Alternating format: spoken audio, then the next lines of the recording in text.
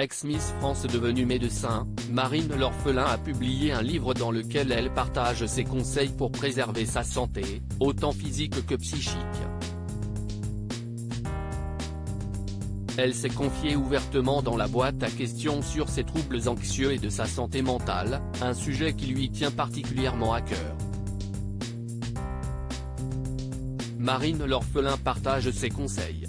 Les dernières semaines n'ont pas été faciles pour l'ancienne reine de beauté qui a annoncé le 18 juillet dernier sa séparation avec son ex-fiancé Christophe Malmezac. Christophe et moi avons décidé de continuer nos chemins séparément.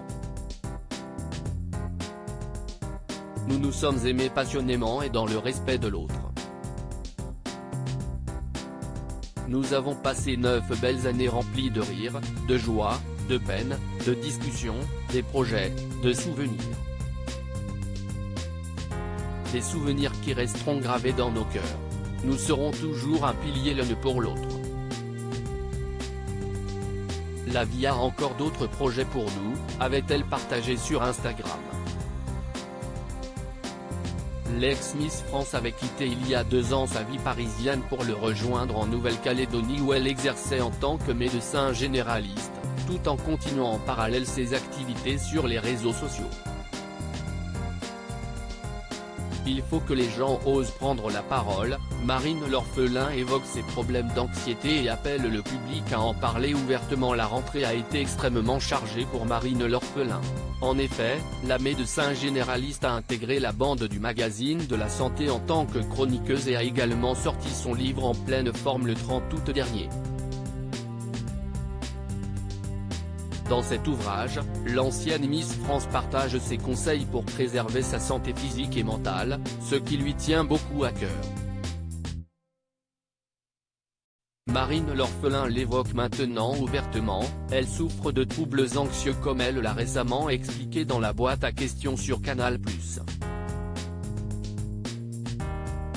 Je souffre de troubles anxieux, et j'en ai parlé pour essayer justement de vulgariser ces sujets-là, pour que les gens osent prendre la parole, a-t-elle affirmé. Avant de continuer, il faut que les gens osent prendre la parole sur leurs propres problèmes.